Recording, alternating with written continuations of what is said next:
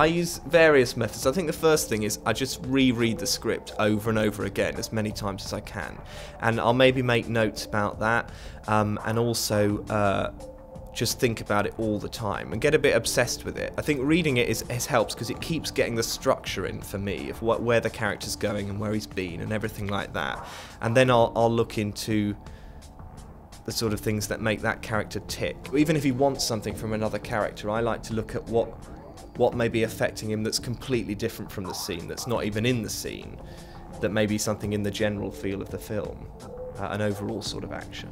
Duncan was difficult because I read the book a couple of times, and it's very intellectual. Alain de Botton's very, very intellectual, very, very out there, and of course the film isn't like that. It's a guy who would like to be like that, and that sometimes thinks he is a bit like that. But then she blew it. Why are you making that face? For this thing, I think the biggest challenge is that because there were 5 girls rather than just one love throughout, I think it was important that, because I've found anyway in relationships, that you change your personality slightly with everyone you're with anyway, to accommodate them, or because even if you don't like them, you'll change it again so they don't like you as much or whatever. So that for me was the challenge, is making sure that he was different with every single one of the girlfriends, but it was still the same character, but it was changing slightly. There's a moment in the film after his last breakup with the 5th girlfriend, which has really shaken him to his core. She's the only one he ever really loved out of all of them. And so he gets very depressed and stays 3 days in his bed.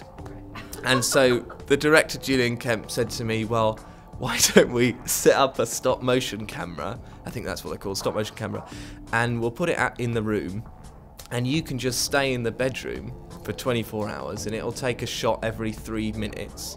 And if you want to go to the toilet, you just have to be quick, and we'll leave you some food and some beers and things, and we'll see you in 24 hours.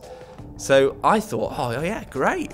So I was quite looking forward to it. For me as an exercise, it was pretty useful, aside from the filming, to spend 24 hours in a room, in a bed, in my underwear and a t-shirt for 24 hours just on my own.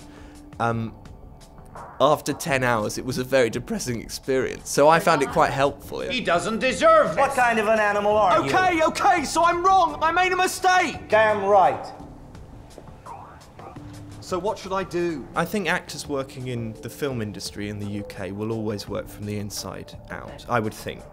In the theatre, I think it's far more likely in England for people to work from the outside in.